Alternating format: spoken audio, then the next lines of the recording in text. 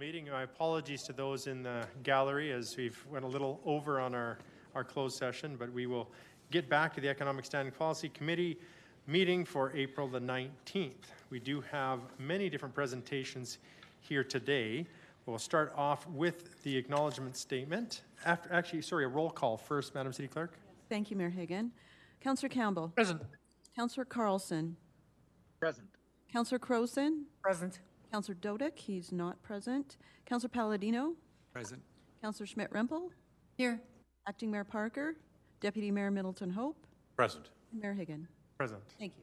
All right. City of Lethbridge acknowledges that we're gathered on the land of the Blackfoot people of the Canadian Plains and pays respect to the Blackfoot people, past, present, and future, while recognizing and respecting their cultural heritage, beliefs, and relationships to the land.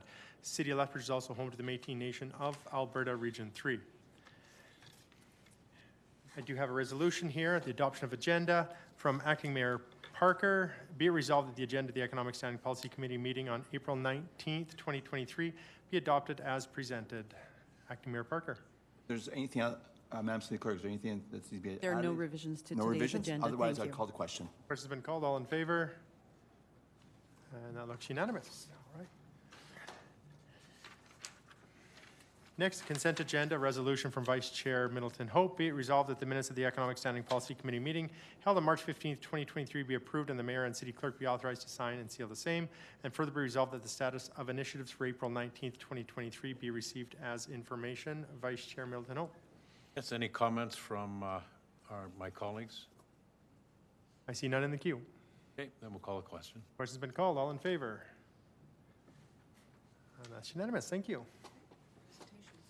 All right, we move to presentations. We'll let you know there's a limit of 5 minutes for the presentations, and of course questions can go on and on and on. So we'll start off with first of the 5 presentations, Ms. Crane, CEO for Tourism Lethbridge, regarding Tourism Lethbridge Annual Report. And the floor is yours, Ms. Crane. Great to see you here. Okie And of course, we cannot support, right? everyone Thank you, needs Michelle. it. I'm saying Miss Day, but it's not Miss Day. It'll always be. I'm sorry, Michelle. No, that's okay. Day miles, it's all good. This mile is there for support. Thank you. The floor is yours. Okie and good afternoon. Thank you for having us here today. Again, my name is Erin Crane. I'm the CEO for Tourism Lethbridge, and I'm joined with our current board chair, Michelle Day, and also supported by our current vice chair, Greg Robinson. So very happy to be here today because next week is actually National Tourism Week. So we look forward to celebrating that with our provincial and our federal partners. One of the reasons that we wanted to be here today was really just to share with you our 2022 year in review information. What we'd like to do is plan on being here twice a year. At the beginning of the year, like we are today, to share with you what happened last year, but then we'll be back again in probably late summer, early fall, to share with you what the first 6 months of the year have looked like. So we'd like to get into that pattern so that you always know what's going on with us, and we always have a look forward about what we're doing and what the impacts are. So this year, instead of doing an annual report, we did produce a video where Michelle really talked about the governance of our organization, sharing the strategic plan and how the board had brought that to life. And then I shared the operational side of that plan, talking about all of the projects and the initiatives that we had done throughout 2022. And we did include that in the board package, so you can find that link. It's a quick little 5-minute video that we encourage you and the public to look at if you're interested in finding out what's going on at Tourism Lethbridge. Go to the next slide. So one of the big things that we wanted to do is really share the outcomes. And you all have seen this document before. We first started it about 6 months ago when we talked to you in September. We shared the first 6 months of 2022. And so this is the year look at it. And all of this information is listed on our locals page on our website because we want everybody to know what is going on. And that particular spot on our webpage is really important because the locals are really important to what we do. They are who bring in their visiting friends and relatives. They also lead all the sport organizations and all the business events that come to our city. So really bringing them on as champions is really important to us. Next slide. So I really wanted to talk about leverage funding today because this is a big outcome that we always talk about in our plan. And what you can see here is information from our audited financial statements going back to 2022, keeping in mind that our organization was created in 2018. So it takes a while to build those relationships and get all of that information going. But back in 2022, we started at 12 cents, and we've grown that to 52 cents in 2022. And what we're anticipating this year in 2023 is 93 cents. And we do believe that that is going to go higher because we have seen some additional funding come our way. Next one. So this is how we're spending our money. The top half of this pie chart really shows our wages, our contracted services, the facilities, and the administration. This is what we need to do the work that we do. And then the bottom half of the pie chart is the sales, the public relations, and the marketing we do to make it happen. Next slide. Who is going to help us do this work? Well, we elected a brand new board of directors. They're all listed up here. We did welcome Marie Milsom Galliena and Bridget Mearns to our board, so we're very excited about that. And they'll be looking at they're meeting for the very first time on Thursday, and they'll be electing the new executive committee at that time. Next slide. So this is our new action plan for 2023. The priorities have stayed the same, but the outcomes have shifted slightly because we want to make sure we keep it fresh and that we're always looking to how we can do things better and make a bigger impact. Next slide. Just a few quick upcoming projects. Again, we are hosting a sport tourism happy hour on Thursday, the 27th. Councillor Carlson had mentioned this when we were looking at the Olympic trials and how we wanted to be more strategic in what we do. And so that's a lot of what we're going to be doing. Next slide. And this is our team that is helping us do it, and we couldn't do it without the amazing people on the team, on the board, and in the community. Thank you. Thank you very much for the presentation and the update. And I'm looking for any questions that we have in the queue. I do not have any questions. Are there any questions from my colleagues? Or it was very clear. You do, Councillor Palladino. If I may, thank you, Mr. Chairman, Mr. Mayor. Hi, Aaron. On your upcoming projects, you listed it, and I know it's upcoming, but airport marketing. And just wondering if you can share anything more than on that. You bet. Thank you for the question. Yes, part of our new initiative funding that we asked for from you did include the airport marketing on that. And we do have a meeting coming up, again, to touch base with our partners here at the city and Opportunity Lethbridge to talk about how things are going with that. But, part of that funding is not only about marketing to new locations and bringing people in, but it's about how we elevate that airport to be welcoming to visitors, right? What do we need to provide there in that space as people are waiting for their luggage to come out? I've been at that airport and had my flight delayed, so you're in that space for a long period of time, and we're missing tons of opportunities to engage with people and talk to them about the events and the amazing attractions that we have here. So we're going to take a look at that and sit down and co-create as a group and find out where we need to spend that money and what's the wisest places we can spend it. Mm-hmm. Excellent. I do have a question here. You're talking about additional funding coming your way, which is awesome. Can you speak to what this funding is? Certainly. Actually, I'm sorry, I cannot. Certainly, no. I can tell you what it's for, just not where it's come from. As you know, with some of the grants that we apply for, we cannot speak to that until it's actually been announced. through the funder. But one of the strategies on our action plan is to do business development work around tourism. So we were successful in one of the grant applications, and I will send it to you as soon as it's announced. But since this is a public forum, I'm not at liberty to say, but that's the work that we'll be doing around that is market readiness. How do we make sure that the tourism businesses have everything that they need? Parking, signage, experiences for when those visitors stop by. It's not just enough to open up your doors and say, yeah, we're open to visitors. You have to engage with them when they come in, and you have to, I always like to say, pry the money out of their wallets, right? But that's the economic impact that we're looking for tourism. And we need to teach people and businesses how to do that. Excellent. Councillor Crowson. Question I often ask staff when they bring forward their annual reports: what's the greatest opportunity that you see in tourism in Southern Alberta, and is there anything that keeps you up at night? Gosh, well, I think the greatest opportunity is working with our partners. One of the things I'd really like to focus on this year is connecting in with the regional tourism operators that surround us.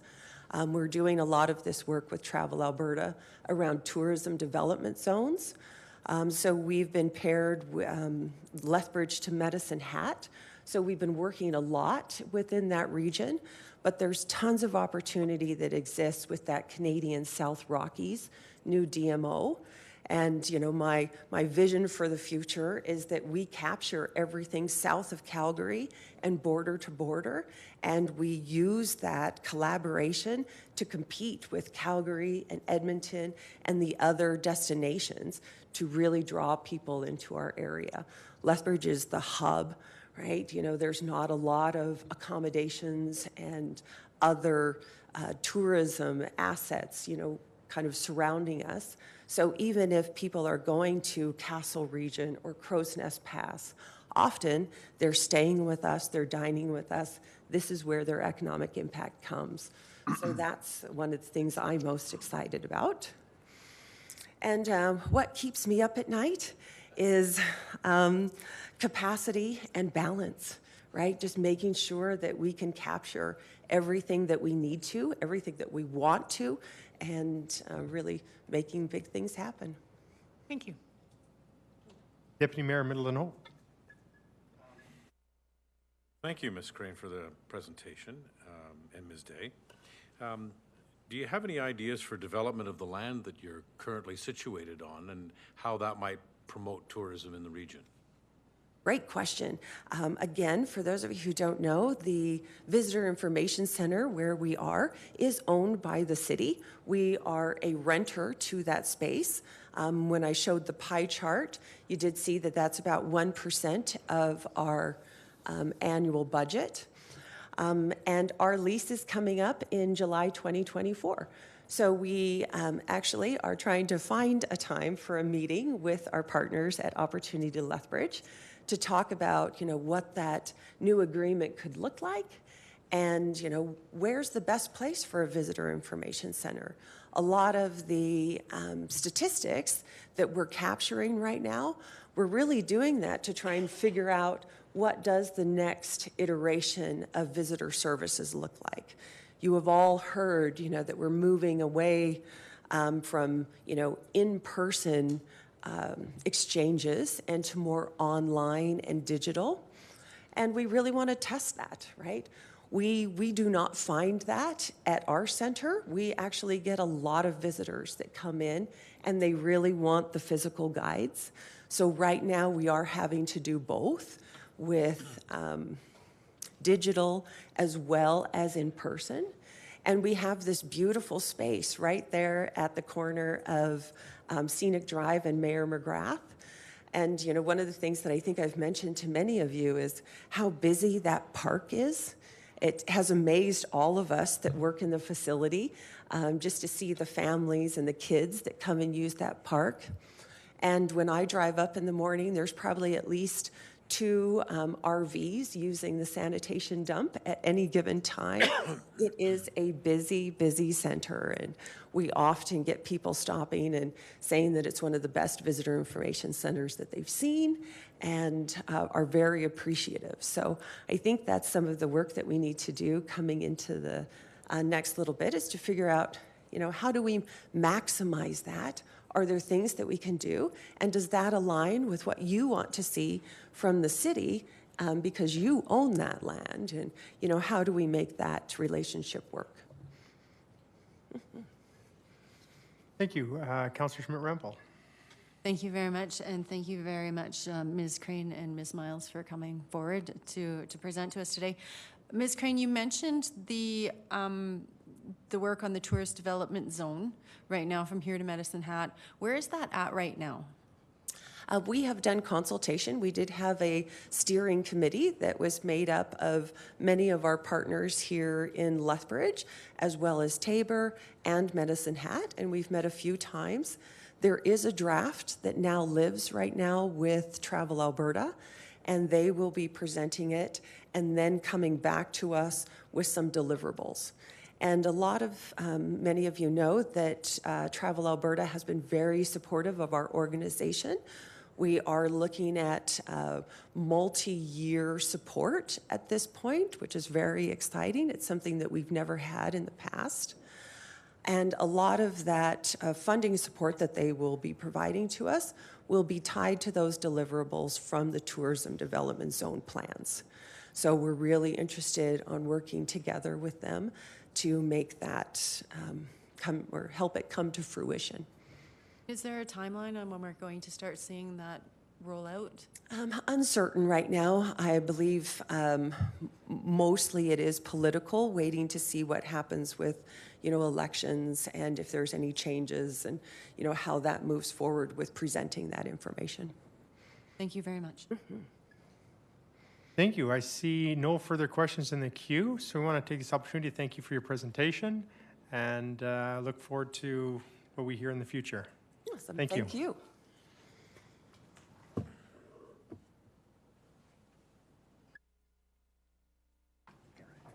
All right, I do have a resolution from Councillor Carlson, Tourism Lethbridge Annual Report. 5.1, be it resolved, the Economic Standing Policy Committee recommends the City Council receive the report and attachments as information, and I'll turn that time over to Councillor Carlson. Thank you, Mr. Mayor, and thank you, Ms. Crane and Ms. Miles Day, for the information. I also had the pleasure of being at the AGM where all this was shared with many of our partners and stakeholders throughout the community. It was one of the best attended AGMs I've been part of, and I know there was a great appreciation for the presentation. I think it was from Travel Alberta that piqued a lot of people's interest as well. So unless there's anything further, just share my thanks and call for the vote. I see nothing further, so the question's been called. All in favor? And that is unanimous. Thank you. All right. Next presentation from Mr. Lewington, sitting patiently back there. Thank you, Mr. Lewington from Economic Development Lethbridge, regarding the annual report. So the floor is yours. Thank you, Mr. Lewington. Thank you and good afternoon. And like my colleague from the tourism side, here to provide you a bit of an update on last year's milestones and the plan moving forward. This year is actually the Emerald anniversary for Economic Development Lethbridge. It's our 20th birthday. We celebrated that in February. So part of the work last year was the board setting up the next 4-year business plan and being focused on sort of what needs to change with 20 years of sort of experience in history. So if we go to the next slide, one of the things they did do was revise our mission to focus on the regional economy, and it talks more about strength and diversification. So we're looking more at resilience and building capacity in our economy and strategic growth rather than growth for its own sake. And more importantly, recognizing our role to be a promoter, promoting our community on a national, provincial, and international basis for investment, but also for students and also for a number of other things. So that small adjustment took many months of discussion at the board level, but it really an important piece of how do we understand our role moving forward. The next slide talks to an updated vision, which is much more simplified. You can see some of the themes there. And it's really about how do we tell the Lethbridge story and how do we focus on the hub that is being created here and promote the leadership that already exists in a lot of sectors in the Lethbridge economy. If we go to the next slide. Specifically to last year's results, we landed 8 new investments in the city that represented a value of about $5.3 million, and we supported 2 expansions which had a value of approximately $82 million. So in total, we helped create 118 new jobs and a direct economic impact of $87.5 million. And as a reminder, you've heard me say this before, that's direct economic impact. That's the measurable, hands-on number that is provided to us by those companies. We track indirect and induced effects, which, if you're familiar with the STEAM model, is often calculated in those models. We only report the direct impact because we believe it's the most tangible. So last year, for every $1 in municipal funding that we received, we generated a direct economic impact of $155. And if you look over the last 10 years, that average is 275 to 1. So $275 in economic impact for every $1 of municipal tax investment. So we're pretty proud of that track record and that number, and that represents over $2 billion in economic activity that we've been a part of over the last 10 years. If we go to the next slide, obviously one of the portfolios that's not included in investment attraction or business retention and expansion is entrepreneurship and innovation. So this is a separate calculation, and this is actually not Trevor's opinion. This is a calculation done by an independent third party that was commissioned by Alberta Innovates. They were looking at the 10-year impact of the regional innovation ecosystem, which we're responsible for managing and maintaining. And their number says that all of the work done by the Regional Innovation Network, or RINSA, generated $205 million in GDP impact over the last 10 years. So again, in the year in review booklet that you were provided, that's also appended to this presentation, there's a QR code. If any of you would like to read the 110 pages that explain that number and how it was calculated, that is available to you for free. But I think, again, it's a very significant number, and it speaks to why we invest in all of those different aspects of the work that we do. Investment attraction is important, business retention and expansion is important, but entrepreneurship and innovation, supporting new startups, is equally as important. If we go to the next slide, that same report also notes that over that 10-year period, that activity generated 1,480 full-time equivalent positions. So there are very few projects that land that kind of employment into our local economy. And again, I think that's a significant impact of the work that we do on the entrepreneurship and innovation side. If we go to the next slide, we often talk about Lethbridge being a collaborative environment. So the picture on the left is the ecosystem in 2016, and the image on the right-hand side is that same ecosystem in 2022. So I know you won't be able to read that ridiculously small print, but the point of the visual, and again, this is that third-party independent peer-reviewed report that says the networking and the interconnections in our community, you can visibly see those things if you choose to map them, and that density of connection is something that's quite unique. The author of this report is based in the UK, and he's since been using RINSA, the Regional Innovation Network of Southern Alberta, as a global best practice in his work around the world. So I think that is also worth mentioning. If we go to the next slide, we were recognized by our peers last year. So this was from the Economic Developers Association of Canada, or EDAC, and our WeCast, which was a podcast, videocast series inside of our Women Entrepreneurs in STEM program, was actually awarded the EDAC Cup. That's Best in Show. That is the top award nationally for economic development activities and projects. So very, very excited to have received that national recognition for that project. Again, it's not about the trophy, although it's always fun to send people to go pick those things up off a stage and get their picture taken. These are our peers doing economic development work saying that project was amazing, that is best in class, that is your peers telling you the work that you do is something they want to recognize. Next slide is right from our AGM deck. And leverage dollars, you already heard Tourism Lethbridge talk about that. We do the same thing. So last year, for every $1 municipal dollar, we received $1.33 in additional funding from other sources, and that's typically provincial or federal government programs.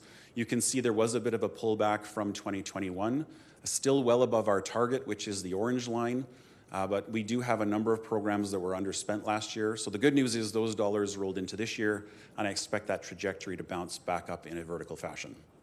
Our whole goal, of course, is to maintain municipal funding somewhere around 1/3 or 35-ish% of our total operating budget coming from the municipality, and us finding the other 2/3 from some other source. So that's really the goal moving forward. And if we go to the final slide, or the next last slide, regional initiatives. So again, one of the challenges we sometimes have is this discussion about, we're a municipally funded organization, why do we focus on the region? I hope the brand recognition and the value that these partnerships provide is well known. I'm happy to talk to those, but it's really the region that powers the city's ability to generate jobs and business and attract investment. So again, we're very proud of the various regional partnerships and brands that have been established. And then finally, included with the presentation, of course, is our new 4-year business plan, which is an adjustment and a tweak to our existing strategy. There's not a lot of wholesale changes in there. A very detailed document was provided, as well as a 1-page summary that's more of a flow chart, just so you have visibility on kind of the changes to our 6 pillars and the respective priorities within each pillar. And again, I'm happy to bore you with the details of any of those if there are questions. Awesome. Thank you very much. Appreciate it. Now, I'm not going to steal the thunder from Councillor Crowson as far as one of the questions I know she's going to ask, but I can only imagine what keeps you up at night is the acronyms. I've never seen so many acronyms as I know as being part of EDL there. It seems like there's hundreds of acronyms, and you do such a good job being able to not get tongue twisted when you're going through them. So just something that I had to reach out and say, is that what keeps you up at night? Or something that's... It used to, but we were actually going to work on a top 10 list of the top acronyms. and we thought that would be a great training tool for our board. And then we got to page 16 on that list and decided we should probably shut it down with there. But yeah, we do have a very long laundry list of acronyms, but we do make that as available to every board member so they have some awareness of all the crazy abbreviations. Yeah. There's a skill testing question every single month on that one. Councillor Campbell. Thank you. OMG, great job. People kind of chuckle at me when I kind of bring this up, and this is kind of related to tourism as well. But given, this might not be the forum for right now, but I'd like to hear your input on it. Given the success of the Last of Us that was filmed in Alberta, given the number of TV shows that are starting to come to Southern Alberta and movies to Alberta, how serious is economic development in sort of attracting that part of the world to Lethbridge and Southern Alberta? Yeah, thank you for the question. It represents an enormous opportunity. You may recall from my presentation in June and September of last year where I talked about the fact that in the prior year, Alberta had realized almost $500 million in production value, and that they fully expected that number to double. So that was a part of the driver for us to bring that proposal back to council during budget deliberations to actually establish more structure and rigor in process and programming around film and TV in particular. Council, as the finance, as you know, during financial and budget deliberations, put that money aside starting in 2024, pending further direction. And a report was commissioned from a third party around formalizing the city's internal processes and sort of figuring out a direction. So my understanding is that report will be coming back to you in June, and that will set the stage for you, this group, to make further decisions on how or where to proceed from a film and TV perspective. So, during budget, those dollars have been set aside for the next 3 years. We have an action plan which we provided to you that could be the basis of that discussion, and I believe you'll have more information coming in June that you can build from. Good, thank you. Thanks very much. Yeah, Councillor Crowson, I'm sorry if I did steal your question. You can re-ask it. Okay. I was just going to ask why we got such a, suit that's not quite as exuberant as we normally see. Yeah, last week was a conference, so I used up all the party suits. We had to tone it down a bit today. So, okay. Yeah. But yeah, the question is, and I imagine it is the creative industries that is the greatest opportunity you see. That might be more of a leading question, and then also what does keep you up at night in your industry? Yeah, from a sheer scale and size, agri-food is still the greatest opportunity. We have a growing global population in need of proteins and other things. That's not going away. Lethbridge is ridiculously well positioned to take advantage of that.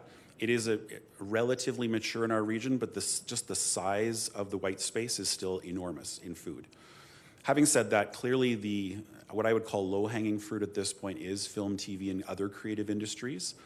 you know, we've got such incredible assets in this community. So for example, the Lethbridge College just opened their START Center. And so they have one of the only full body 3D motion capture studios in the country, right? So that's an amazing resource that is here in Lethbridge and nowhere else. And so we have the opportunity to, once we have a process and we, you know, wherever it lands, whether it's internal, external, my organization, a different organization, we know that film and TV is exploding in Alberta. We are currently missing out, and so it's low-hanging fruit, in my opinion, to go and capture some of that and build on the resources we have here. In terms of what keeps me up at night, there's lots.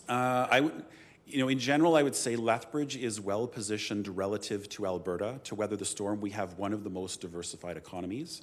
Alberta is well positioned relative to Canada to weather the storm that's coming. But every economic forecaster and prognosticator that's out there is using the word turbulence ahead, storms. You know, we've got things like inflation, which is tamed, but subject to things like oil prices over which we have no control, right? We've got whoever thought there would be a continental war in Europe and the deployment of thermobaric weapons, that, you know, all it takes is a misfire for that to go sideways in a hurry. Things like, you know, the geopolitics between China and the United States have incredible consequences for us as a food exporter in particular, over which we have no control. So although I'm relatively optimistic, and this is not about doom and gloom, I think Lethbridge is well positioned. There are all of these dark shadows on the horizon, and generally speaking, we have zero control over what happens. We simply have to manage our response. And so that, I think, is spoken to in our business plan. It's about making sure that we've mapped out what some of those risks are, and we've got an action plan to pivot and adjust and slide as we need to. Are we seeing any opportunities with Japan's decision around mad cow finally? Are we seeing any opportunities there? Yeah, it's broader than Japan. That is great news for our beef producers, and if you talk to any of them, they're excited to finally have that door opened after for so long. The federal government recently announced its Indo-Pacific strategy. And so Alberta's Minister of, the acronym is TIM, Trade, Immigration and Multiculturalism, is the Honourable Rajan Sawhney. She held a roundtable a couple of weeks ago because Alberta's just trying to figure out what's Alberta's strategy within the national strategy. So pleased to take part in that discussion. But there's a lot of focus on trade and what are the priorities.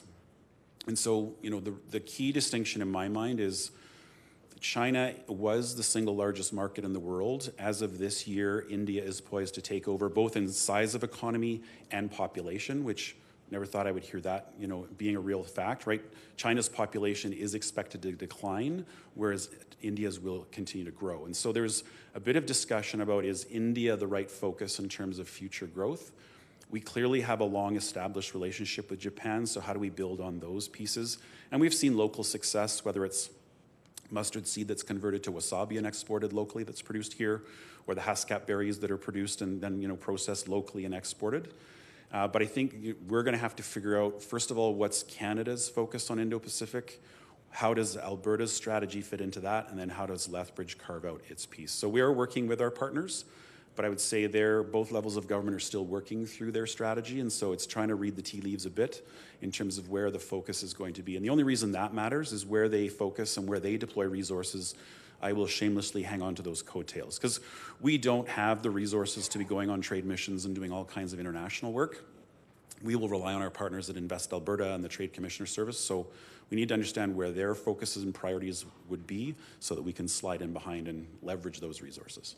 And finally, with Biden's conversation around we need to do more manufacturing, we need to be able to create some things here that are created in other places, any opportunity for Southern Alberta that you see coming out of that? Both the budget related to that, but also where Biden is heading. That's a great question. It's a bit of a double-edged sword, frankly.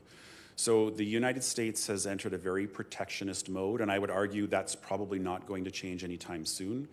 And even though they've deployed, you know, a number of initiatives, they call it the IRA, the Inflation Reduction Act, it's trillions of dollars, right? Particularly on renewables and building a green economy. And if you watch the State of the Union address, Biden specifically said words to the effect of, mark my words, not one penny will be spent outside the United States, right? That they will be US companies, they will be US jobs, et cetera, et cetera, et cetera. So the challenge is, the United States, in terms of its trade policy, is looking very much inward, which has significant implications for us. The good news, if there is any, I think, is that if you look at Lethbridge's exports over the last 4 years, we have had double-digit growth every year for the last 4 years. So even when the province was in a downturn and exports were shrinking, Lethbridge's exports continued to grow. And in 2021, which is the last year we have data for, we grew to $1.7 billion worth of exports from Lethbridge, which to me is a mind-blowing number. So I think our manufacturers are well positioned. They have US markets, they have strong relationships, they have established supply chains. So if we can build on those things, I think we'll weather the storm. But certainly it's going to be swimming upstream because the US federal government has set that tone of, no, it's buy local. So we're a friend, we're a close ally. This idea of friend shoring, relocating from less favorable jurisdictions to North America, hopefully will catch on, and certainly we'll be exploring that opportunity. Your answer makes me have one more question. When we're talking about supply chains, what more can we do at the airport to encourage some of that trade? Because right now it's all truck, train, et cetera. Is there anything we, as a city, the owner of the airport, any suggestions that is coming out of EDL for that? Yeah, I mean, one of the things I certainly talk to provincial politicians a lot about is a regional airport strategy. So there are detailed plans and strategies and programs and resources for both of the two major airports in Edmonton and Calgary. But there is basically no provincial grants, nor is there a provincial strategy, frankly, around mid-sized airports. So I do think that's an advocacy point of reminding people that we have these assets that you've invested heavily in, and the province could build regional hubs and build on those. So I do think advocacy is an important component. The other piece is recognizing that, you know, an airport and having great runways is part of the story, but it's the road and rail connections that also factor in. So we're very fortunate, and it's part of why this brand of Canada's Western Gateway was created. Lethbridge sits at top of this Highway 4 corridor. We have the only 24/7 crossing in and out of Alberta, right? It's the only commercial crossing. So effectively every commercial transaction that's moving across the border is passing by Lethbridge. So we need to capitalize on that. Out at Transmark in Lethbridge County, we have one of the largest private rail siding, storage, and maintenance facilities, frankly, in Western Canada. And so it's about integrating those components, because an airport itself won't sell. It's how do I move my goods from the plane to another location? Is there warehousing? Is there a customs bonded warehouse? All of those kind of things. So EDL specifically is using the coalition of Canada's Western Gateway, which is businesses and communities along the corridor. Opportunity Lethbridge is a stakeholder in that venue as well, because we think that's the brand that will be able to sell the region and kind of position that kind of investment. Thank you very much. Thank you, Councillor Crowson. Councillor Schmidt-Rempel. Thank you very much, and thank you very much, Mr. Lewington, for coming today. Your suit at the conference awards banquet was very shiny. Thank you. And I would like to congratulate yourself with the recognition of the EDA President's Award at last week's banquet, as well as a congratulation to EDL's Rural Women in Entrepreneurs in Technology, that recognition that you also got at last week's conference.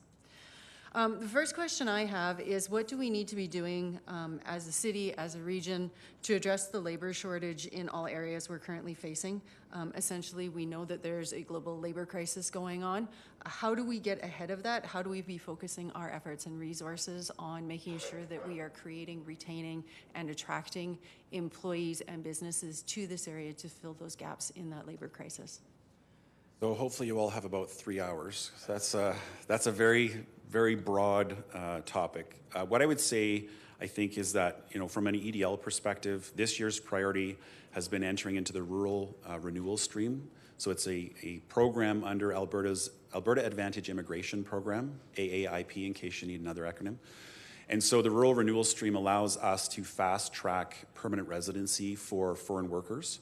And so, you know, Lethbridge has enjoyed significant immigration last year. So, you know, we saw population growth of about 2.5%, which is double what it has historically been. And half of that number came from international migration, which again, I think is a different trend than we've seen historically in Lethbridge. So we have been approved under the rural renewal stream. We are just working through those program details right now, but you know, we're getting probably somewhere between 5 and 10 phone calls a day for people interested in that program. So I think that speaks to the need. people can check our website in May. We hope to officially launch once we've got all the details figured out in March. So, that's what we're focused on in the short term. We are working with a number of post-secondary institutions, but other providers. So we previously with Southgrow did a area skill gap study. So we identified the top skill issues for manufacturers and other employers in our region. We identified those which has been fed back into those institutions to design program and curriculum and work to address. We're also working through a manufacturing and automation workforce project this year as a result of some provincial funding that will help us hone in specifically on manufacturing and the gaps in manufacturing as sort of an underpinning to our economy and understand what those skill gaps are. So we'll be very targeted and strategic in trying to address some of those issues, and that information will help us target our programming. More broadly, from a council perspective, I would suggest that housing, affordable housing, attainable housing, that housing continuum is normally the number one barrier to workforce, right? So we have a number of communities around us that have zero inventory and rentals who are really struggling to attract labor. And so one of the things that when you sit as council, I know you have a municipal housing strategy. I know housing, and that continuum comes up regularly and frequently. But look at that through an economic lens as well, in the sense that without affordable and attainable housing, and again that continuum of options, people will go where they can find a place to stay, right? And so we are challenged in this market with increases to rental costs. We saw a pretty significant spike versus last year, which is affecting people's ability to find accommodations here. Lethbridge is still a very affordable market, so anyone not from Lethbridge watching this broadcast is invited to come here. We'll certainly help them find a place. But again, I think as council, that's one of the key policy areas that you can definitely influence, and that indirectly supports workforce, both attraction and retention. Just in addition to that, it was great to see that as we went through this, you did match your priorities moving forwards with what council had. So we appreciate that. So you're helping us, but what can we do as council to assist economic development Lethbridge in its work? Great question. So I would say from an operational perspective, council has 3 representatives on our board. So if there are questions, concerns, issues, or feel like there's a priority mismatch, we'd welcome that feedback through that venue, right? So your representatives are on our board to make sure the municipal perspective is covered. But likewise, if there isn't information that you feel like you should get that is getting back to council, that would be helpful for us to understand. Or, for example, if you'd like me to come back to another SPC once a quarter, what is the information you'd like to hear? I can bore you for days with all of our research and reports and data and metrics, but what would help instruct your decision making? I think it would be helpful for us to understand how we can be more useful to you as decision makers. So that's kind of on the board operational side. I would say, looking at your council's action plan, economic development was listed as the #1 priority. And within that, I feel like a culture of business-friendly processes, reducing red tape, that is always a place where the municipality can play. And so that's no disrespect to administration. I think you've recently seen reports where development permit times were benchmarked against other municipalities. Lethbridge performs quite well, right? You can get a permit in a reasonable period of time. But communities that are very successful in attracting business have very much a red carpet welcome, right? Processes are simplified. There's one point of contact. Everything that's done from a regulatory and council perspective is designed to be friendly and welcoming and provide ease and access for business. And so that is something we can always do better. And so that, I think, would be the #1 place where the city can work to distinguish itself from other communities. And it's not about incentives, it's just about making life simple and making things accessible and accelerating those timelines. So along those lines then, we saw the businesses that you landed that came here. What about the ones that walked away? What were some of the reasons they walked away from our city? That's a great question. So there are a number that chose other jurisdictions entirely. So we often are bidding on things that come either province-wide or nationally. And so in some cases, Lethbridge was not viewed as competitive. And that's sometimes based on cost of doing business in this market, which is all things, that's utilities, taxes, land, all of that, relative to another jurisdiction. And so again, a consideration for council is often to look at the whole picture, which is a challenge because you get a lot of reports from people like me and each of your business units that are looking at their part of the equation. But what you as council need to look at when you sit as council, I think, is the big picture and what does that total roll-up look like, right? So it's not just about taxes, it's not just about water costs or electrical costs, but what do all of those things combined, how do we benchmark against others, I think is part of the story. We had one client walk away to a neighboring jurisdiction because their land use bylaw was more flexible, for example. So again, from a policy perspective, what are the kinds of businesses you want here? How restrictive do you want zoning and growth and those kinds of things to be? Other jurisdictions, and often they're smaller, can be more flexible. And so where's that trade-off between ensuring public safety, ensuring standards and certain design requirements are met versus, what business is trying to accomplish? And again, reducing barriers and being as flexible as possible. That's all I've got. Thank you very much. Thank you. Deputy Mayor. Thank you. Thank you, Mr. Lewington, for the update. In your opinion, would there be a good utility or even greater utility in having council members appointed to your board on a less frequent basis and for longer periods of time? So thank you for the question. As the Deputy Mayor noted, the Mayor and City Manager are, per our current bylaws, required appointments to our board. And as long as those people are in those chairs, then they stay. So prior to the last election, City Council adopted the Standing Policy Committee model. And part of that review is to break up boards and committees and agencies. And so at that time, the city's decision was to appoint the Deputy Mayor every 6 months in rotation to our board. I think that's what you're referencing, right? Prior to that, we often had city councilors who were appointed for an indeterminate time. So I think Councillor Parker had the misfortune of being assigned to us for multiple years at a time. And Councillor Campbell, I think, was on for 2 years.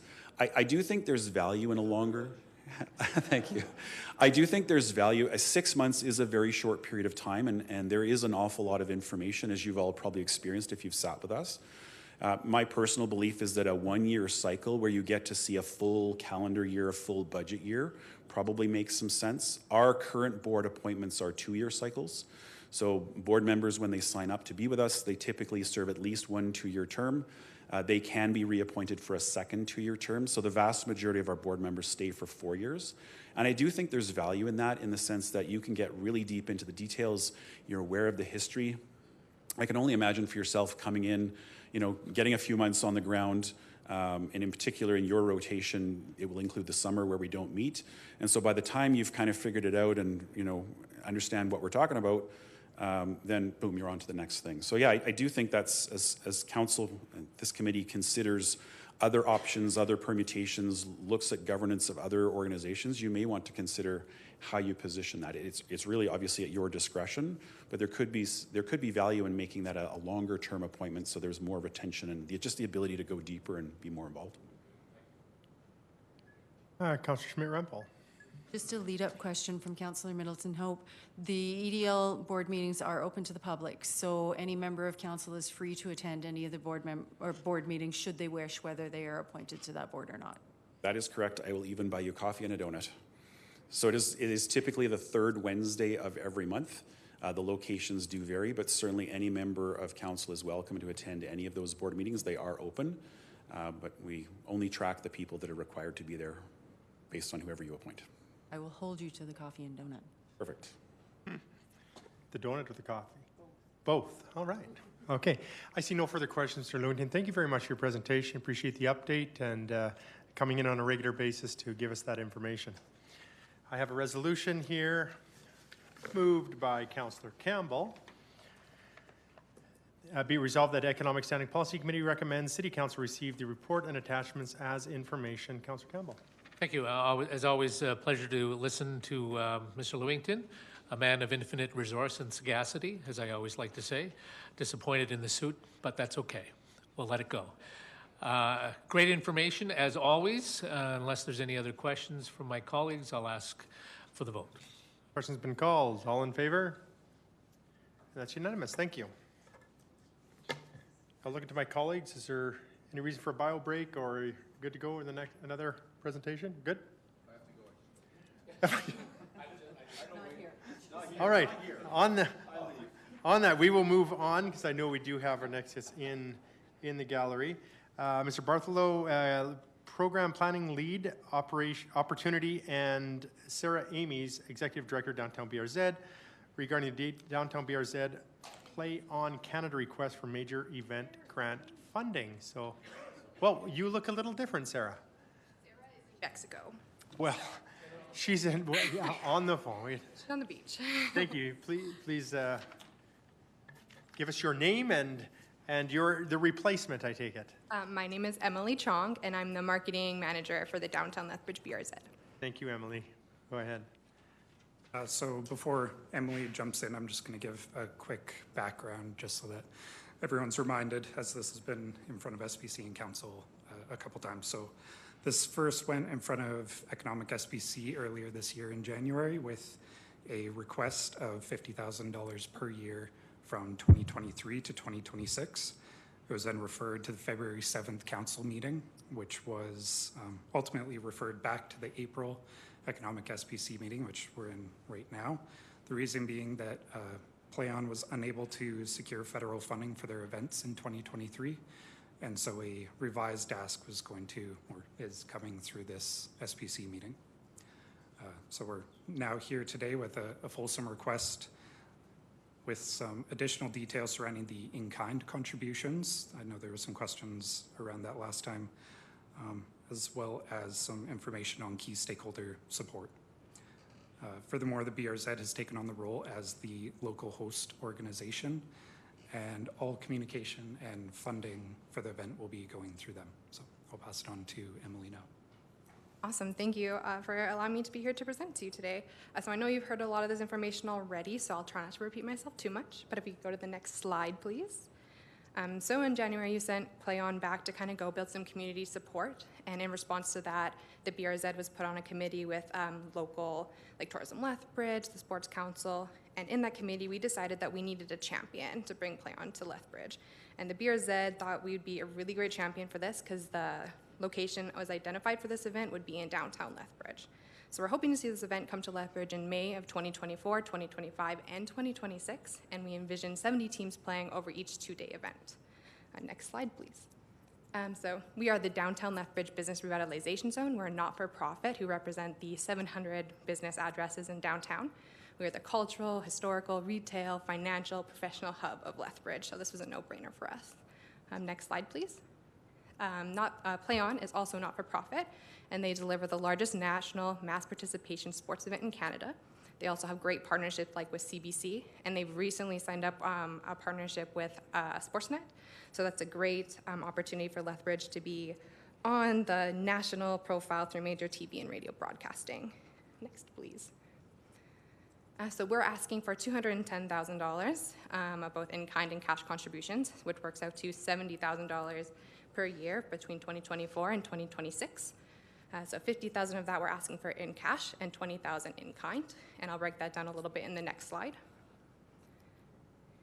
The $50,000 in cash mostly goes towards labor. The Downtown Lethbridge BRZ will act as the event director and will hire a dedicated event coordinator for $24,000.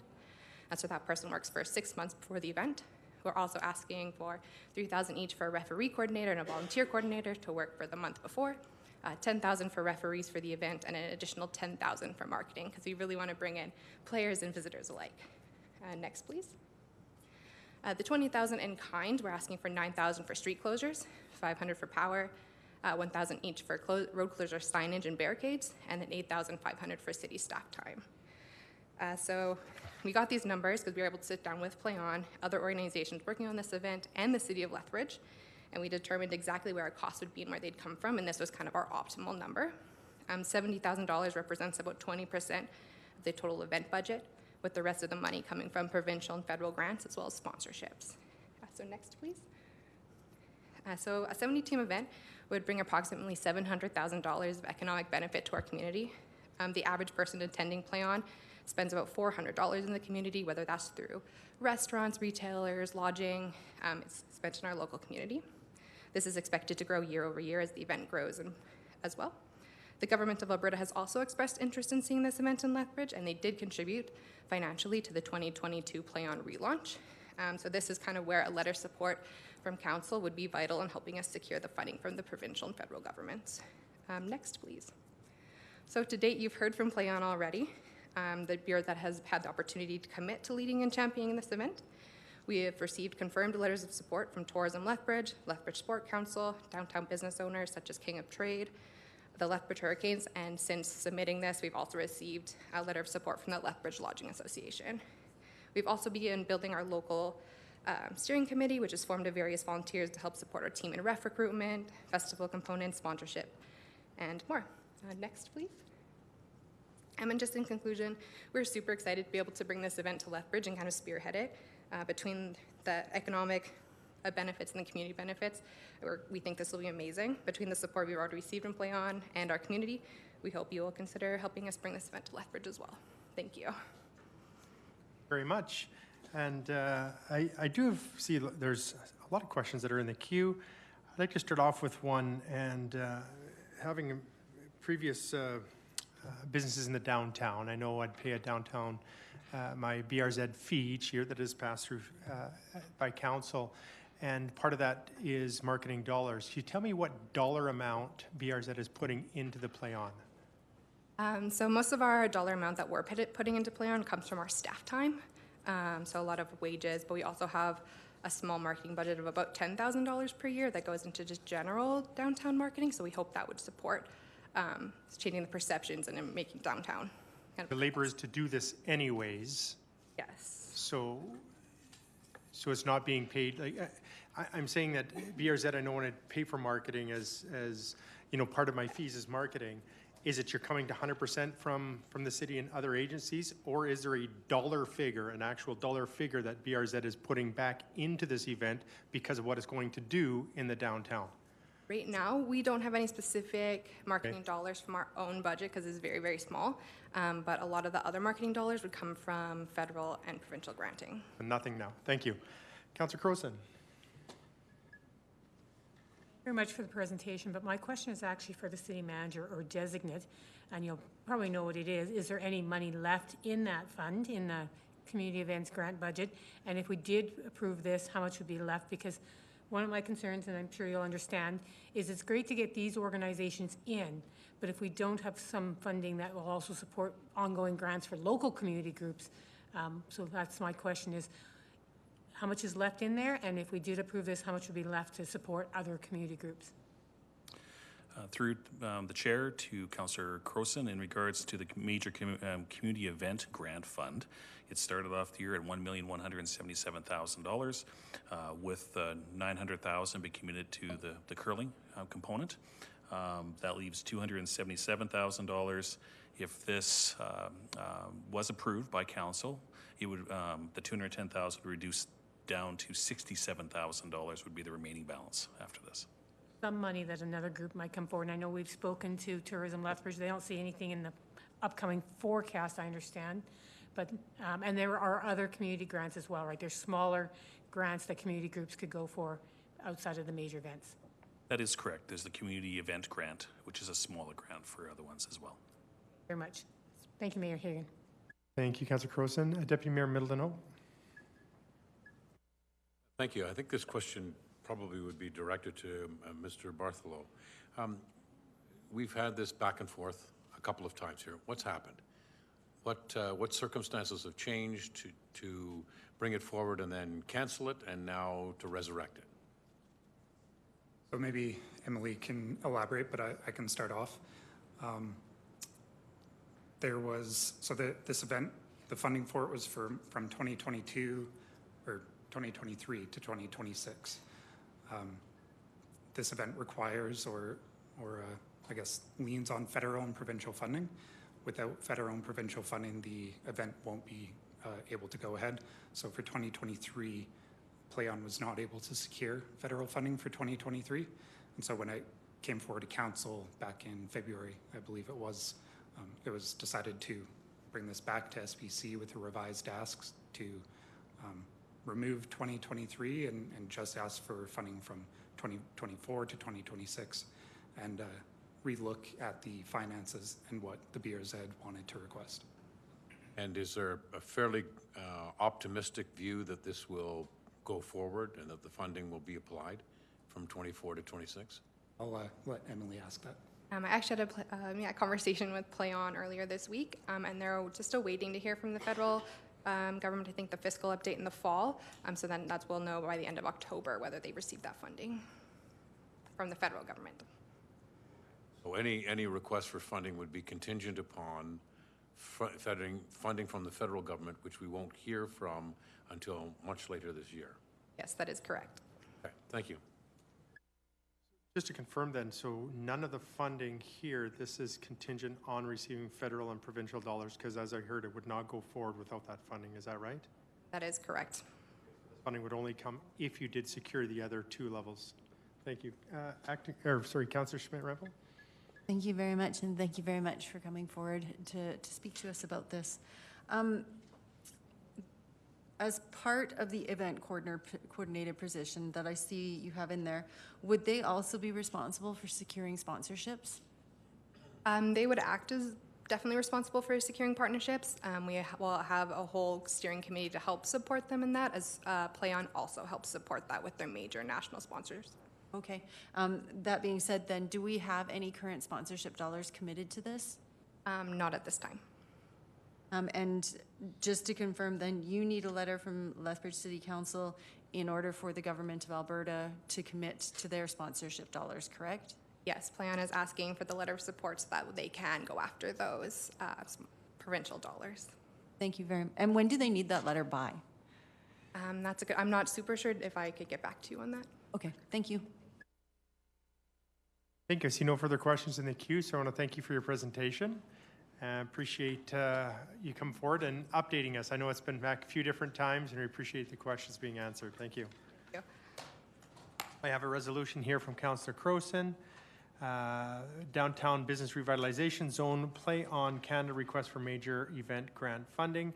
Be resolved that the Economic Standing Policy Committee recommends City Council approve the request of $210,000 of cash or in-kind contributions, with $70,000, $50,000 in cash, and $20,000 in kind funded annually in 2024, 2025, and 2026 from the Major Community Event Grant Budget to the Downtown Lethbridge Business Revitalization Zone in alignment with CC 55, Major Community Event Hosting Policy.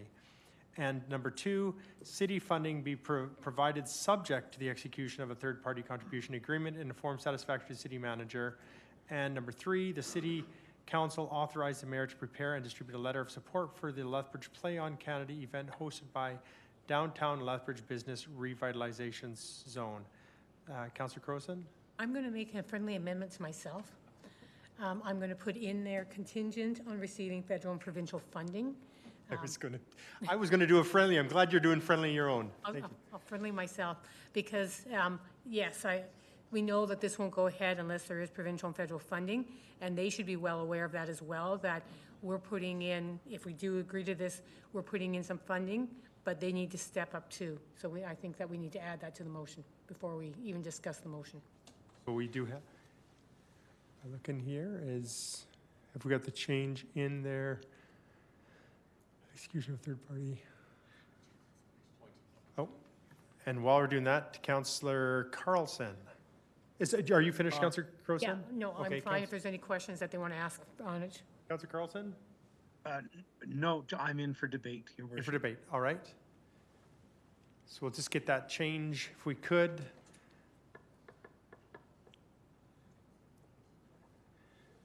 And I see no further questions in here on the resolution. I don't know if we want to, with what you have heard, Councillor Carlson, if we wanted to open debate, I think we can start without it being up on the screen there, just make sure the vote, before the vote goes, we know what's, Yeah, if we want to start the debate. city clerk is working on adding that to it. I think we all expect that to go in. So this has been before us before, and as we note that in 2023, they didn't receive the federal funding, so that I would like to have it in there that we will not do this unless we know the province and the federal government are stepping in. The other change that we have seen on this is we now have a community partner here. At one point, we were looking at supporting Play On, but this is now supporting Downtown BRZ and Play On, which means that this money will be staying in Lethbridge and will be organized through a Lethbridge group, and that it is the both the downtown BRZ and Play On that we would be giving this money to. This does leave 60,000 left over for other events.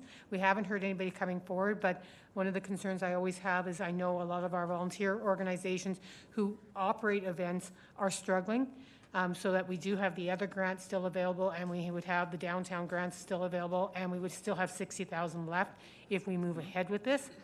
So we do have the backstop that this, only goes ahead if the other funding comes through, and we would have the backstop of the other grants to support other organizations that might come forward.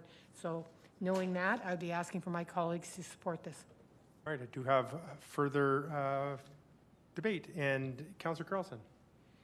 Thank you, Mr. Mayor. I won't repeat what my colleague Councillor Crowson has said, but I would like to add my support to this. I hope my colleagues will support this, not just for the economic impact to Lethbridge, which I think could be substantial, but also for the social impact. Our downtown has been struggling, and the more folks we can encourage to come down and visit downtown, change their negative perceptions of our downtown, and encourage visitation from outside of our community even better, I think will be very important. So I'm hoping my colleagues will support this. Thank you. Thank you, Councillor Carlson. I too will support this. There was one part of frustration that I do see. I know it was as added in here as far as receiving the provincial and federal funding aspect of it, but I struggle at times with organizations that do receive funding from other levels for marketing, that it's sometimes, and I'll just be very honest, coming to the trough at City Hall without providing financial support for an event. And I'll take this one as an example that's going to greatly benefit the downtown, and yet there's no dollars being put in by the downtown BRZ. To me, that's very frustrating. I do see some other levels of government that are coming forward with that. So I will support this, but I just want to make sure that it's something that we're aware of in the future, that we would love to be those that support everyone, but it's always good to have somebody come in and be able to come to the table with a few dollars themselves, in which has been asked for, because I was part of BRZ previously, that I did pay for when I had those fees previously, and this is what these things should be used for, in my opinion. But I will support it for the reason of I see that there's multiple different levels. So with that, Deputy Mayor Middleton Hope. Thank you, and I'll be prepared to support this as well. Thank you, Councillor Crowson, for making the amendment friendly to yourself. And I would encourage this horseshoe to enter a team in the Play On hockey game. Thank you. Well then, that seems like a challenge, right? Okay, councillors, actually, Director, Elliot, did you have something to add previously, if that's okay? Yes, thank you, Mayor Higgin. Just with respect to the revision for the motion, just a point of clarification that there's not a requirement for both provincial and federal funding. There is a requirement for provincial or federal funding. So, for example, all the funding could be coming from the federal government, a portion of it could come from the provincial government, but either way, it's not a requirement that both levels of government fund this for it to be successful. There is a requirement that at least one level of government funds it to be successful. Funds it $20, funds it $1,000, funds it $200,000. Like I don't really see a breakdown here. The remaining budget over and above what council is willing to commit to this. So as was mentioned in the presentation, the amount being asked today is roughly 20% of the entire budget for this event. I'm comfortable of having, like right now we have contingent receiving provincial funding. If they come with $50 to me, it would sound like it wouldn't go forward because you wouldn't be able to financially do it, but we really don't have a number there. 80%? So 80%, is that, I mean? Or sufficient funding from other levels of government? Because you've also got the caveat in there. Open. Well, you've also got the caveat in there in a third-party agreement satisfactory to the city manager, which will catch anything that's not going to be sufficient. So if the city manager, when we're looking at the contribution agreement, if the numbers don't add up, the city manager doesn't sign the contribution agreement. Right. The mover, you're okay?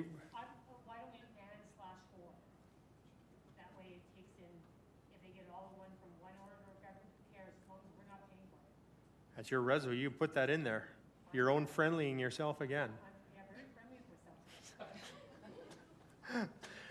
All right. With that, thanks for the clarification. Councillor Schmidt-Rempel. Thank you very much, and I am also prepared to support this, largely knowing that sponsorship dollars to support it will also be actively sought by the local organizer and Play On, and not just funding from levels of government. So I will support it for that reason. All right, see no further debate, so back to the mover. I'm having some technical difficulties. My screen here has gone weird, so I don't have a mic. So I would just quite quickly call the vote. Okay, in a breakdown of technology, Councillor Croson is calling for the vote. All in favor? Any opposed? That's unanimous. Thank you very much. And we're going to take a quick 5-minute bio break.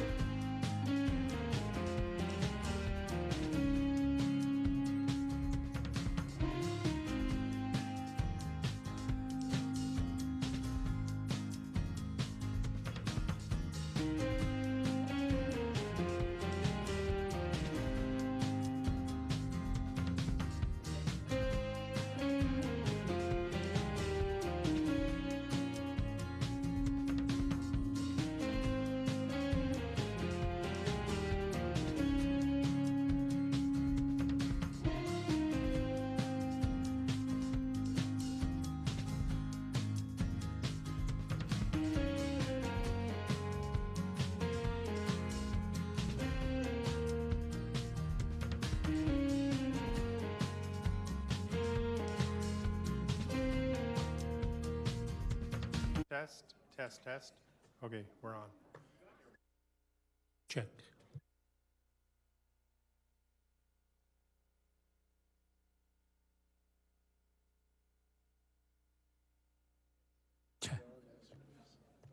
All right, we will continue on here. We do have, next presentation is from Ms. Parker, GM of Waste, Utility, and Environment. Read the CIP E11 Sustainability Enhancement Proposed Amendment.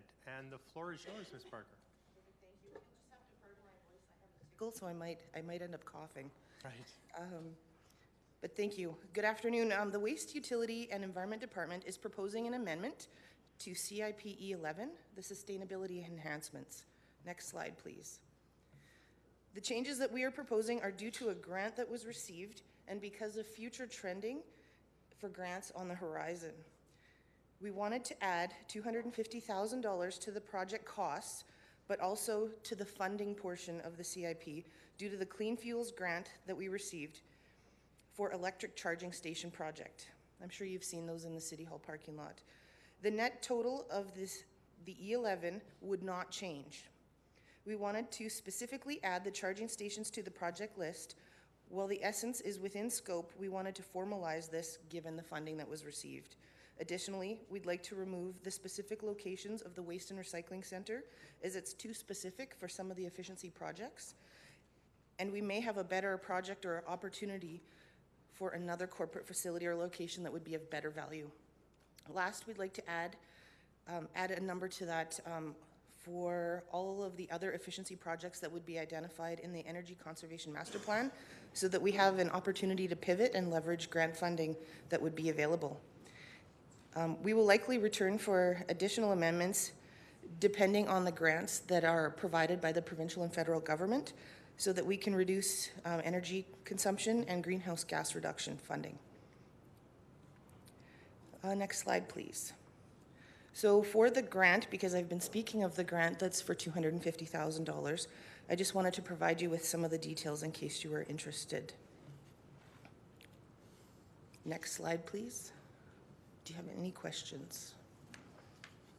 Well, that was like in record time. Did you practice that the last couple days, or? Simple request. Thank you very much. I do see questions in the queue. Deputy Mayor? Thank you, Ms. Parker. Appreciate that. Did you indicate that that there are charging stations now in the parking lot of City Hall? They are there, but they're not connected yet.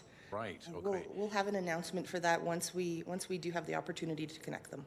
This was from a specific grant that allowed us to do this. It wasn't something that we had on the drawing board saying we're going to do this at some point? Well, we were planning on it, but didn't really know how to pull it all together until we applied for the grant and got it, and it's a 50%.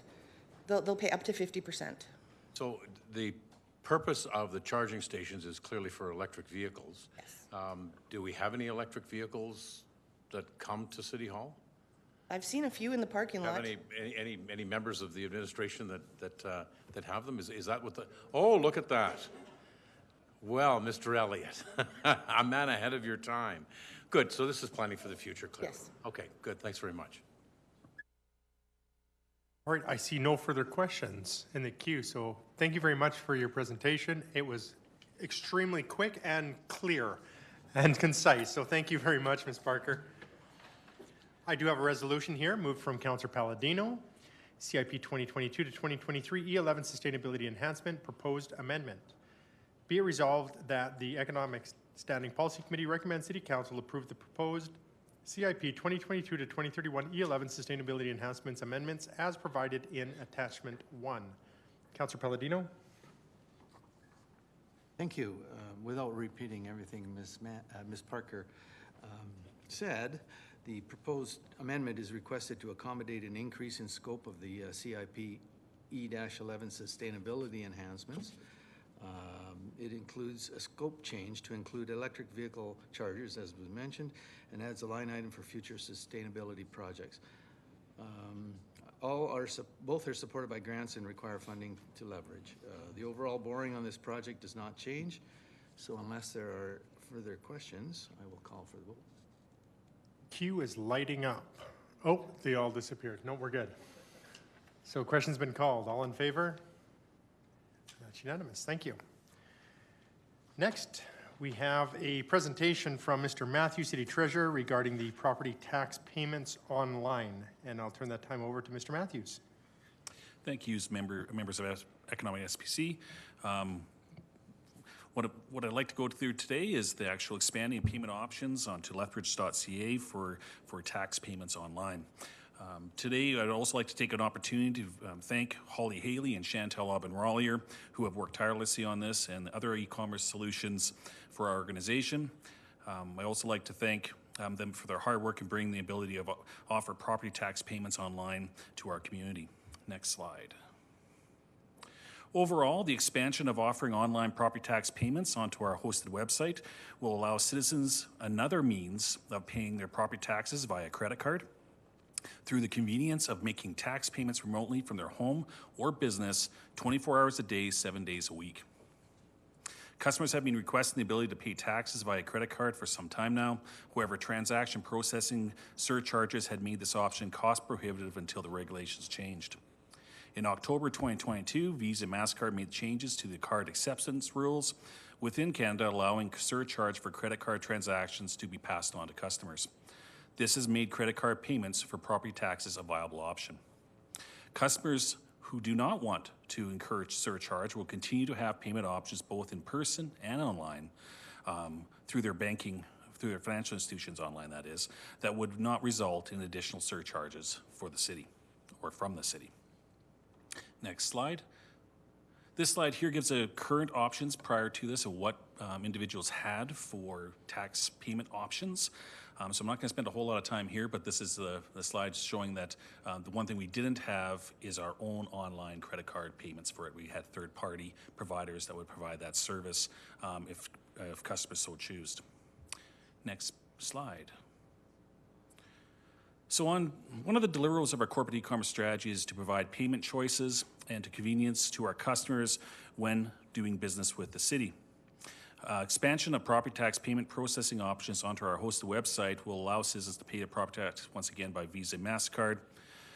This voluntary user pay non-refundable surcharge will pass on the related credit card processing charges to the customers who want to use this service. The surcharge is only cost recovery, I should say, for merchant card fees charged to the city for the use of those credit cards. Administration will annually review the surcharge rate to ensure any merchant fees associated with this service remains a cost recovery from the customers wanting to use this service and cost neutral to the customers who do not want to use this service.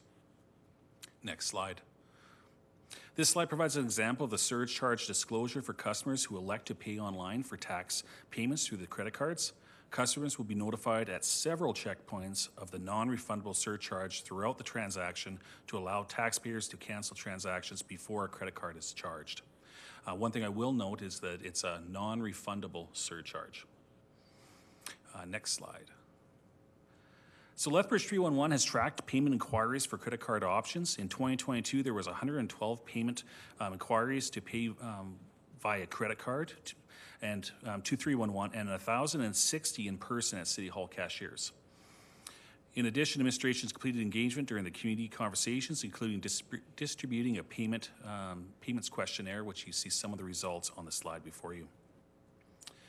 Administration has also engaged with internal stakeholders on the current pain points relating to e-commerce within the organization, and one of them was that customers were asking for this type of service.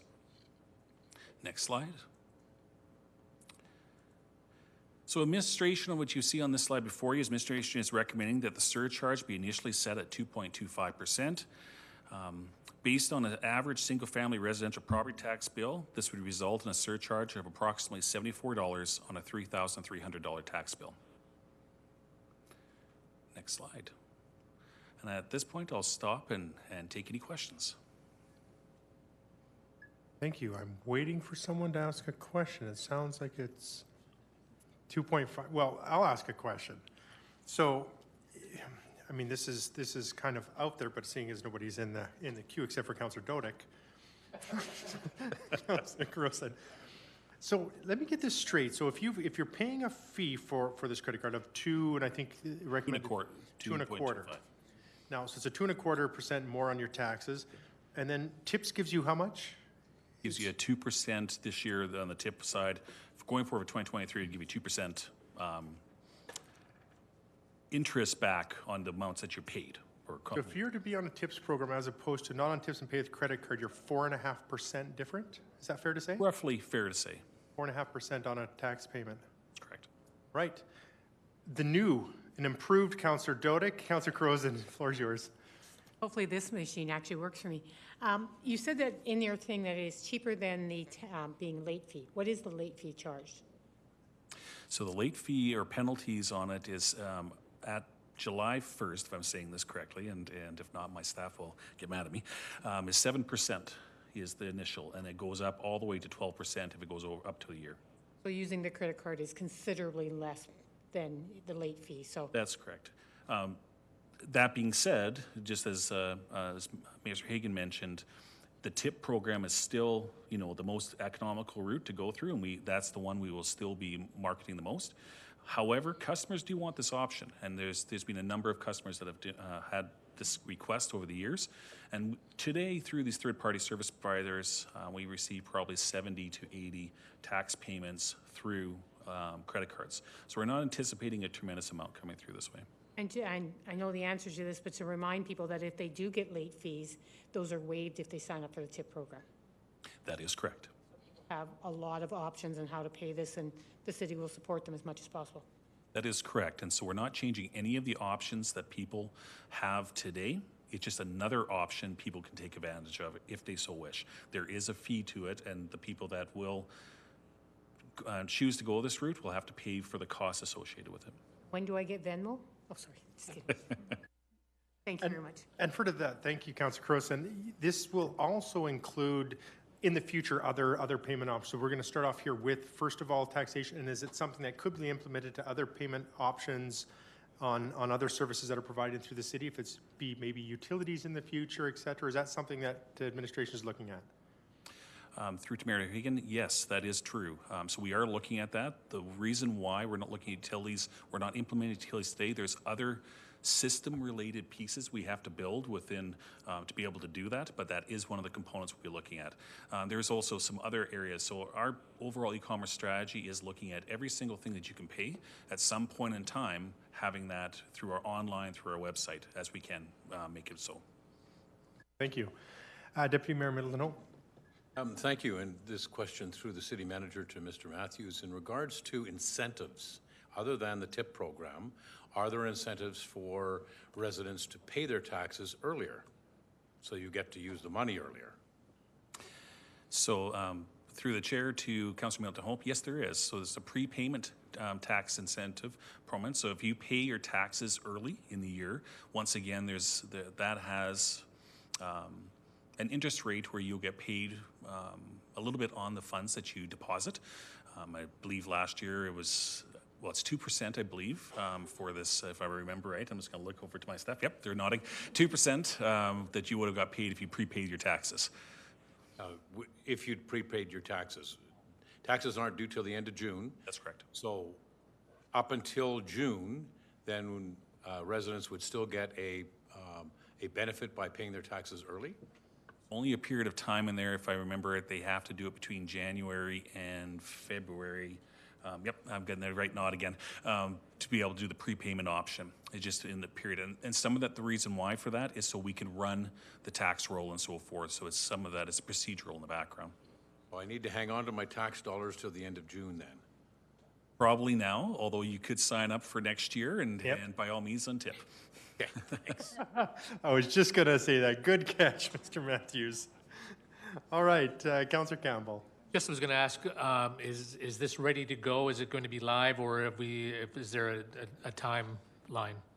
So our intention is actually to roll this out with this tax year. So in May, you'll become live on the website. Yeah. Thanks. Microphone on. All right, thank you very much. Appreciate that update regarding property tax payments online. Appreciate that from Mr. Matthews and to the team of Nods. Thank you very much. Okay, with that, I do have a resolution here from Councillor Schmidt-Rempel, property tax payments online. Be it resolved that the Economic Standing Policy Committee receives this presentation as information. Councillor Schmidt-Rempel. Thank you very much. Certainly, as we've heard from the presentation, we've had a number of requests about if we would ever get this option up and running, and I know that I've had requests from various members of our community whether this would come forward. So I am pleased to see this coming forward.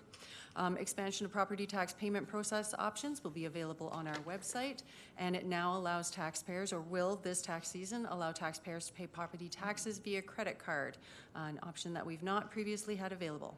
By applying voluntary user pay approach, taxpayers who choose to pay with credit cards do incur the related credit card processing fees, but taxpayers who continue to use existing methods of payment, for instance, if they decide to come in and pay in person, go through online banking, or do check payments, they do not subsidize the cost of this. So I do think that's important to note.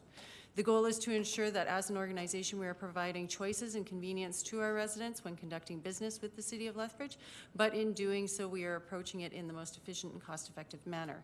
The non-refundable fee will be disclosed and charged at the time of the transaction, with several checkpoints throughout the transaction to allow someone to change their mind before the credit card is charged.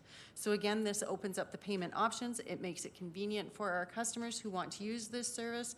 Current options will still remain in place. This is just an option that opens up payment options to pay your taxes. With that, I will ask for my colleagues' support. That's a presentation in a nutshell. That's pretty good. All right. With that, question has been called. All in favor? Any opposed? It's unanimous. Thank you.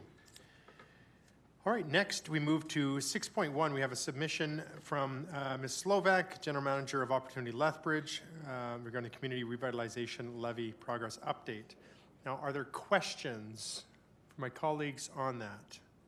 At 6.1, it's, again, progress update on the CRL. Councillor Schmidt-Rempel. Thank you very much. Ms. Slovak, I did have a question on this one.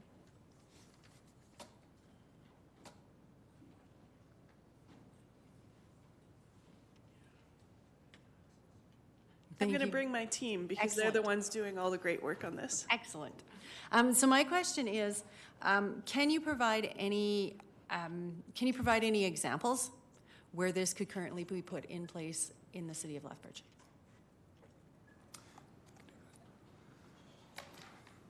So looking at other municipalities that have CROs, they are typically within more mature neighborhoods, often downtowns or downtown adjacent neighborhoods. Do we have any specifically in mind for Lethbridge, or any good examples of where we might be able to put this in place in Lethbridge? We're in conversations with the province right now to identify a boundary that makes sense. We don't have a boundary currently. There's a few in discussions. I might look to Mr. Lowen as to whether that would, if we would be able to discuss that, or if we would need to go in closed session, as there would potentially be some confidential information. I think if we were going to talk about specifics or look at a map and say this is some of the proposed lines, so that would be a more appropriate discussion to have in camera if council wanted to have that level of detail of understanding. Yep. Okay. And okay to motion to go in camera? Sure. Okay. Of course. Councilor Schmidt-Rempel, all in favor? All right. Move in just to be able to finish some of the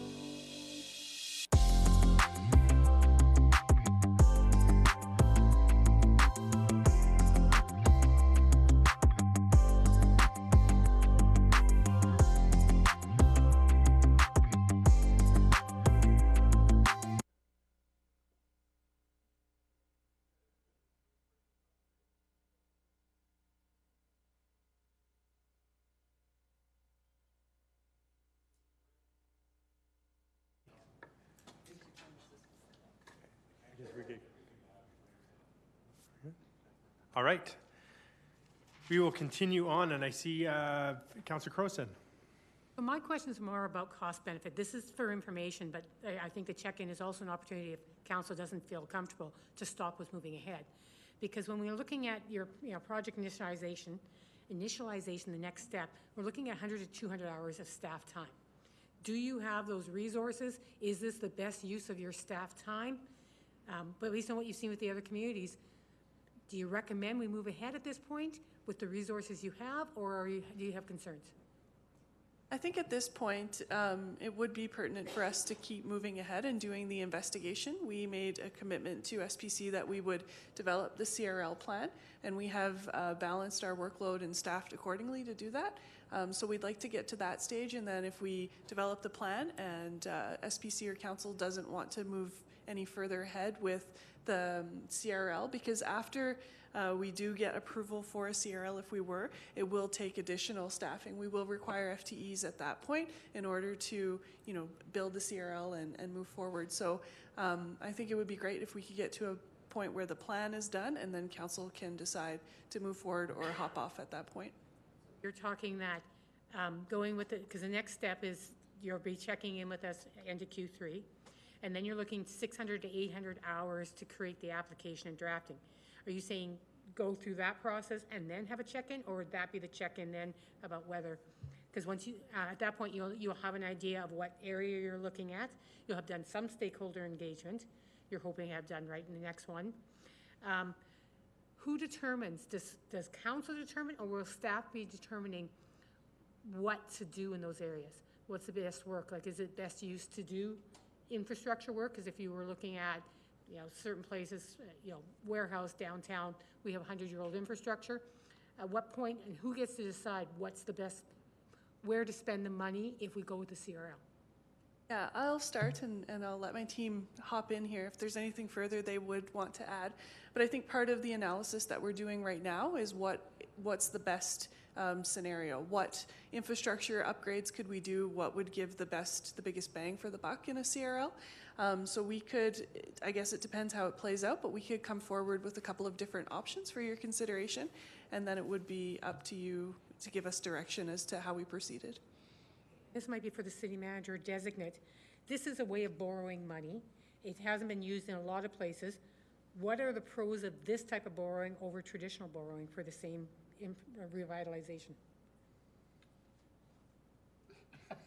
I was looking at each other. I think, ultimately, so these are, for lack of a better word, under-revitalized areas, areas that would benefit from revitalization. So with revitalization, come more businesses, residences that pay taxes at the end of the day. So the areas themselves, the community as a whole benefits with more infill and growth, and the taxes go with it. So that's the longer term benefit, the tax revenue. Okay, is this a better way of doing it than our normal way of borrowing money?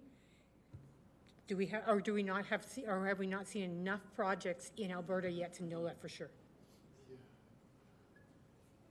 Through the chair to Councillor Crowson, I think even on this here, I think it would depend on each municipality, I think, on whether it's the best fit for us compared to our traditional going through debenture debt and taxation supported debenture debt, for our organization. So I think that, as we work through the analysis, that'll come out whether or not this is if this route is better. There is some operational pieces I know that you have to do, and work that has to go into this even for the assessment and taxation team afterwards and so forth. So once we compile all of that, we can tell that today it is a different way of borrowing. There is some risks depending on how the revenues come in and to be enough to actually pay the differences, and so we have to assess all that. And I think that's what the team here is doing, and our team will be in corporate finance will also be more involved too as we go along here, just to ascertain the right financing way of doing things. And just in this is one method. We're looking at other methods as well too, besides the standard going to the province borrowings. We're looking at sending out other an RFI document to take a look at borrowings and so forth, and see if other non-traditional methods of doing things. So this is just another method, and to be honest, I don't have the answer today until we work through the work that, Abby and her team are doing here in regards to this. So in some ways, the project is more important than the way we might fund it. So it really is, the choice of the project is going to be absolutely vital. If you're looking at areas, and I'm thinking revitalization, 13th Street North, Warehouse District, downtown, only one has a BIA. Is it important when you're doing this, when you talk to Airdrie and other places, is it important to have a champion group, or is the city the champion group in these areas? If I might be able to provide some clarity on the previous question, then I'll come to this question as well. Another benefit of CRL compared to traditional borrowing is that the province is foregoing their incremental increase in the education tax, and that's being retained by the city. So that's additional money that the city wouldn't be able to access otherwise. Airdrie, for example, is estimating that about 30% of their CRL revenues would be coming from the provincial portion. So that's one benefit of this compared to other methods. As for a champion group, that's something that we've heard from other municipalities that's been a huge success. Having an active business community that is actively involved and wanting to redevelop and see their area revitalized is definitely key. There's also an aspect of developer buy-in, because to make a CRL effective and efficient, it's imperative that you have people wanting to come in and redevelop the area, and having people to buy in on that is important. Other municipalities have had letters of support written up by their local build organization as well as other developers throughout their municipality, and that's actually something that the province requires. So as part of this next step, as part of the stakeholder engagement, we'll be engaging with those groups. Okay, and can you have multiple CRLs at once? I think that was one of the questions. You can have, so if we submitted two, they could choose one, they could choose both? Could. It would be likely additional work to manage two as well as create the plan for two different ones, but it is possible. Edmonton has 3. That's my questions for this time. Councillor Campbell. Thank you. Just remind me, I believe the Edmonton Entertainment District, where the Rogers Centre is now, use CRLs. Do they not? Do you know that? That was part of the, we're talking about a success of CRLs because that whole area around the Rogers, the arena there. Yeah, their ICE district is a great example of the benefits that a CRL can bring. So does that continue on? Do they still, is it still identified as a CRL? Yeah, I'm not sure exactly with their ICE district how long it is, but a CRL typically is 20 years. Oh, okay. And some can go up to 40 years, but 20 years is the typical timeline. And my other question was, I know that depending on the government of the day, sometimes a CRL will go away. At least it did for a while. Is there any sense of, are you confident that this will continue to be an option moving forward, no matter who's in power? Or do you even have any idea? When this was approved in the early 2000s, it was under, it was approved in the early 2000s, and it's gone through multiple different governments. While it was closed for a portion of time, it was still remained within the MGA. So it wasn't that it was removed, it was just a paused program. Right now, we can't tell exactly how long they're going to be open for, but it has lasted through multiple different governments. Okay, great. Thank you. Thank you, Mr. Chair. And Councillor Crowson. Well, I guess I'm just the one with questions today.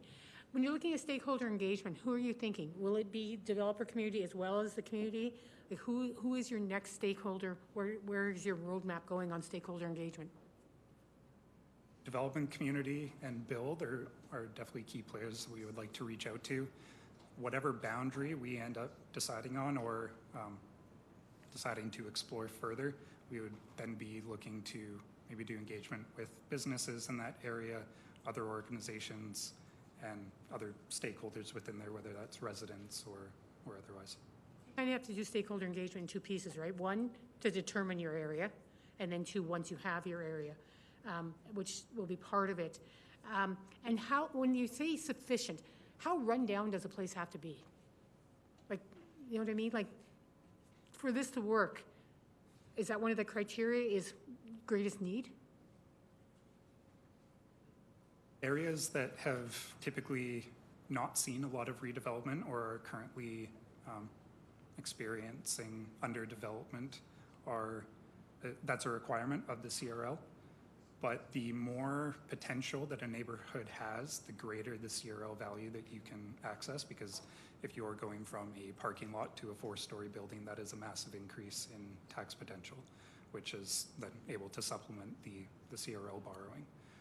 And so you're linking in with our plans, like we're doing the warehouse plan, we have the 13th Street North one, you're linking with those as well to make sure that you have a sense of where that community, how that community wants to see itself grow, so we're not imposing anything? Yeah, we're through the CRL, you're not typically imposing any development that must happen, you're simply incentivizing it. Perfect, thank you very much. Thank you, Mayor Higgin.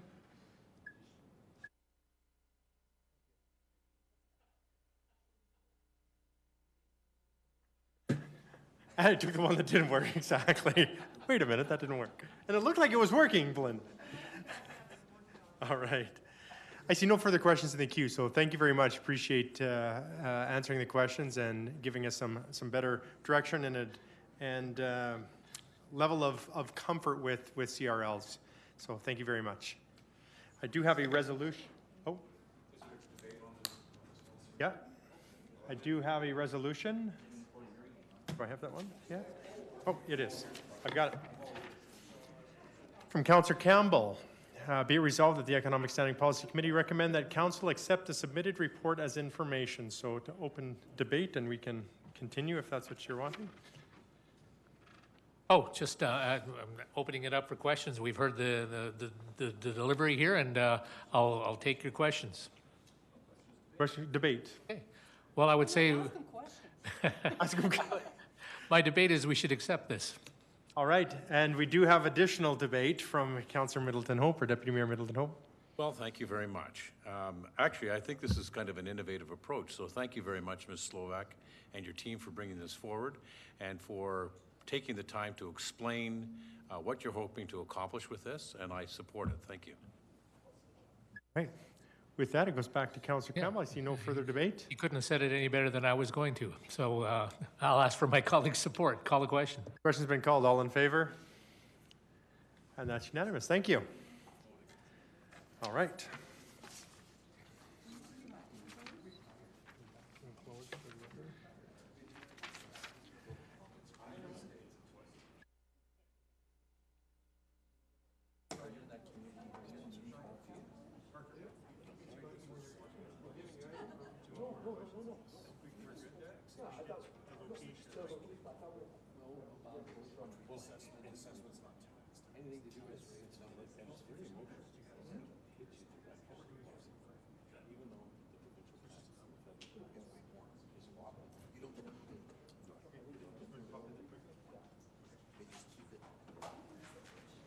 All right, for one more time for the day, I know we didn't quite finish our in-camera discussions previously, so we'll have a motion to go in closed session from Councillor Parker. All in favor? All right, we're in closed session here in just a couple of minutes here.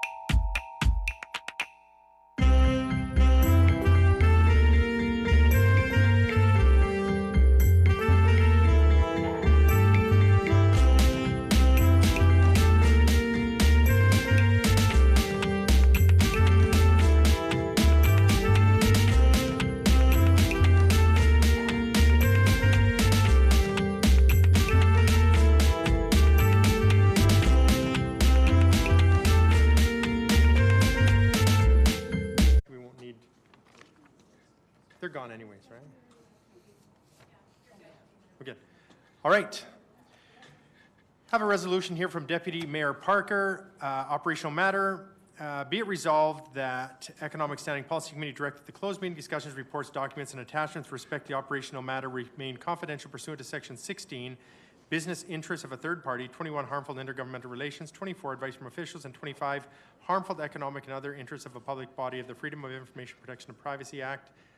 Deputy Mayor Parker. Well, where do I start? Question? Question's been called. All in favor? Any opposed? That carries unanimously. And from closed meeting sponsorship review, 7.2 from Vice Chair Middleton Hope, be it resolved that the Economic Standing Policy Committee direct that the closed meeting discussions, reports, documents, and attachments with respect to sponsorship review and remain confidential pursuant to Section 24, advice from officials of the Freedom of Information Protection of Privacy Act. Vice Chair Middleton Hope. Question's been called. All in favor?